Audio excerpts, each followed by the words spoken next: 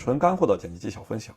如果你正在学习剪辑，千万别错过，先点赞收藏，慢慢看。剪辑的学习，一个是拉片分析，从中吸取营养；确认装备，准备行动。第二个就是动手实践，把学到的方法用在你剪辑的视频中。剪辑不是听会的，一定是练出来的。今天我们看看雪迷工有没有可以借鉴的剪辑手法，对大家有用的可以做个笔记，觉得对你有所帮助，点关注。市里决定成立一个专案组，不只是这起杀人案，更要紧的是背后的贩毒链条。咱们要成立专案组的话，得有点人才啊。很多粉丝说我的视频太干，内容较多，需要看很多遍才能理解，所以今天我们只就开篇进行讲解。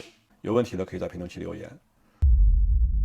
开篇是2个空镜头，音乐富有悬疑的色彩，大全景交代空间和故事发生地，色彩和音乐的应用体现悬疑犯罪风格。用空镜开场既可以交代环境、空间关系，同时又有代入感。如果你觉得空镜头有点单调，也可以像本片一样增加字卡信息。我们剪辑的视频也可以用 logo 或者是文字作为开场。市里决定成立一个专案组，不只是这起杀人案。声音先入，接着使用了声音先入的剪辑手法，由空镜场景转到了室内对话场景。市里决定成立一个专案组，不只是这起杀人案。这样的方法是很常见的剪辑手法，大家可以多多借鉴使用。2个不同空间场景需要组接时，声音先入是一个非常好的组接方法。通过一句完整的台词，将2个不同的空间场景进行组合，达到剪辑的目的。当然，这样的不同空间场景的组接方法还有其他方法。市里决定成立一个专案组，不只是这起杀人案，更要紧的是背后的贩毒链条。这里再次由对话场景带入了一个新的空间场景，那它是如何过渡场景的呢？我们来看一下。第一就是音效，因为音效转移了你的注意力，让我们把注意力全部集中在镜头上，忽视了场景的转换。第二就是内容的关联性，不只是这起杀人案，更要紧的是背后的贩毒链条。前面对话中提到了贩毒，所以空间转换自然就存在合理性。特写镜头，学习剪辑就一定要了解景别，它是影视和话剧最大的区别。特写的景别呢，具有突出强调细节、营造氛围、增强视觉冲击力以及强化戏剧冲突等等的作用。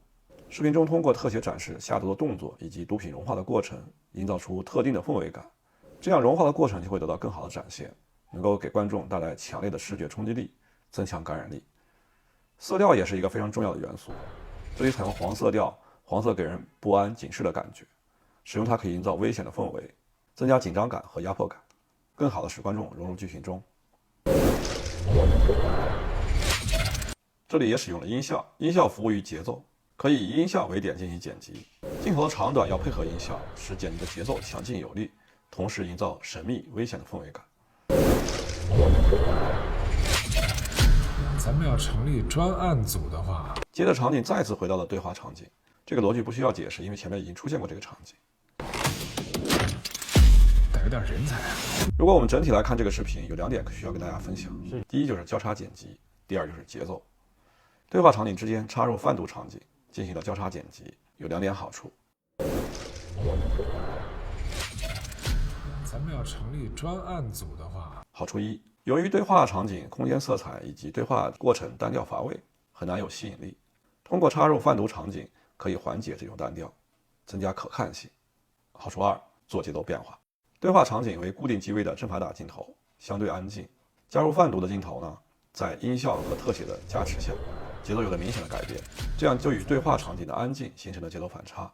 当然，它们之间一定要有存在逻辑啊，否则节奏有了，观众会无法理解。这里的对话内容涉及贩毒，所以加入贩毒场景自然有逻辑性。案组的话，得有点。学习的过程就是实践的过程，只要你多加练习，自然会游刃有余。今天的内容就这么多，我们下期再见。